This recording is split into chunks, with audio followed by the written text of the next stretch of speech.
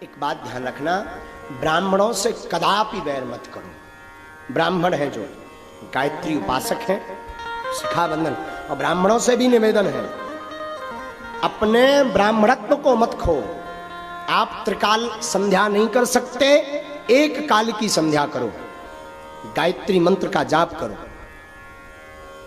शिखा रखो, तिलक लगाओ, मुख से गालियां मत बको। और जो ब्राह्मण इन नियमों पर चलता है तो राजा तो केवल अपने देश में पूजा जाता है, पर विद्वान सर्वत्र पूजा जाता है। विद्वान की सर्वत्र पूजा होती है, सभी जगह। और बड़ा सुंदर अवसर चल रहा, अभी महाराज आपको बताएं, पितृपक्ष का महीना चल रहा है। कौन सा महीना चल रहा? पितृपक्ष का महीना चल रहा। और पितृपक्ष के पावन माह में हम भागवत कथा सुन रहे हैं। अगर आपने पितृपक्ष में कोई भी सत्कर्म किया, उसका 1000 गुना फल प्राप्त होता है। लेकिन आजकल हमने देखा कि आजकल पितरों के ऊपर ही लोग विचित्र कमेंट करते हैं। मैं प्रार्थना करूं, पितृपक्ष में पितरों के निमित्त जरूर जियो। अगर अपने जीवन में शांति चाहते, कई बार पितृदोष होता है, हमें पता नहीं लगता। पितृदोष के लक्षण सुनो। पितृदोष क्या कहलाता? पितृदोष का मतलब है पितृ आपके पूर्वज मर जाएं, दादा, परदादा, दादी, नाना, नानी, चाचा, ताऊ मर जाएं और उनका विधिवत संस्कार ना हो या कोई त्रुटि हो जाए तो वो प्रेत योनि में घूमते रहते हैं और अपने वंश वालों को बार बार परेशान करते रहते हैं। कहीं शादी विवाह में रोक लगाएंगे, कहीं सत्कर्म करें, सत्कर्म में रोक लगा देंगे, कहीं आपके घर में मंगल होने वाला हो, उसमें कुछ अमंगल हो जाएगा, आप आगे नहीं बढ़ पाएंगे। पितृदोष के ये जो है लक्षण है। पहला लक्षण है, अगर पितृदोष लगा आपको, तो पितृदोष अगर आपको लगा श्रीमान, तो पहला लक्षण है कि पितृदोष में आपको सबसे ज्यादा मंगल काजों में रुकावट आएगी। अब पितृदोष अगर आपको लगा तो आप आगे नहीं बढ़ पाएंगे। पितृदोष अगर आपको लगा तो श्रीमान पितृदोष के कारण आपके घर में निरंतर कलेश रहेगा। कलेश जानते, लड़ाई। अब पितृदोष अगर आपको लगा तो आपके घर में कभी भी धन संपत्ति नहीं रुकेगी। महाराज ये कैसे पता लगे कि ये पितृदोष है? तो सुनिए, बार बार स्वप्न में मरे हुए लोग दिखाई दें, या बार बार स्वप्न में पूर्वज दिखाई दें, अथवा बार बार भोजन करते समय भोजन में बाल निकले, सिर का बाल निकले, अथवा बार बार कोई भी प्रयत्न करने से सफलता प्राप्त ना हो, तब समझ जाना चाहिए कि आपके ऊपर पितृदोष है।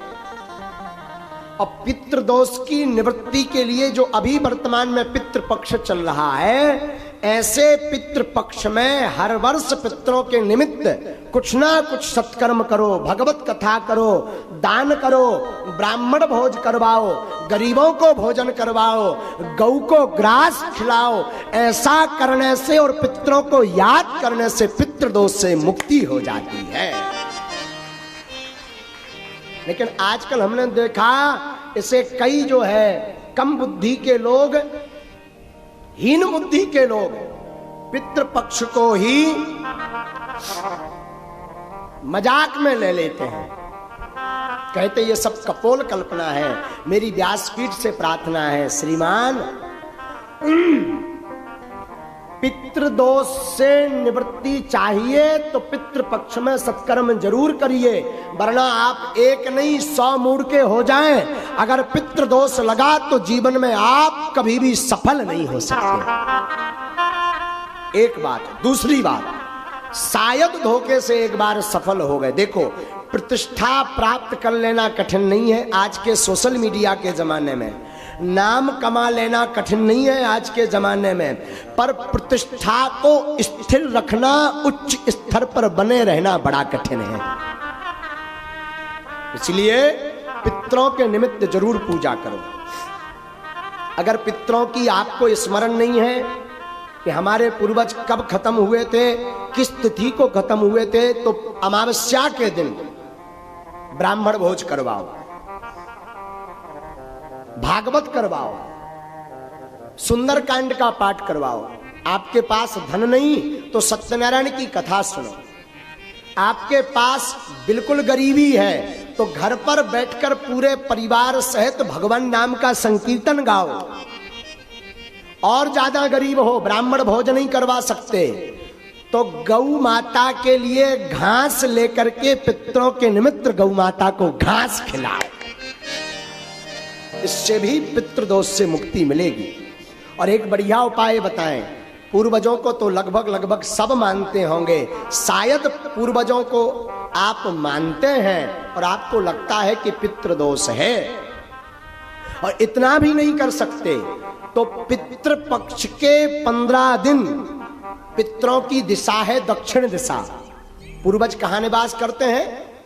दक्षिण में। वैसे तो 15 दिन तक उनको जल दें, 15 दिन तक उनके नाम का दीपक रखें, 15 दिन तक दक्षिण दिशा में उनके नाम का भोजन रखें। लेकिन एक बात बोलूं, अतिशयोक्ति नहीं होगी।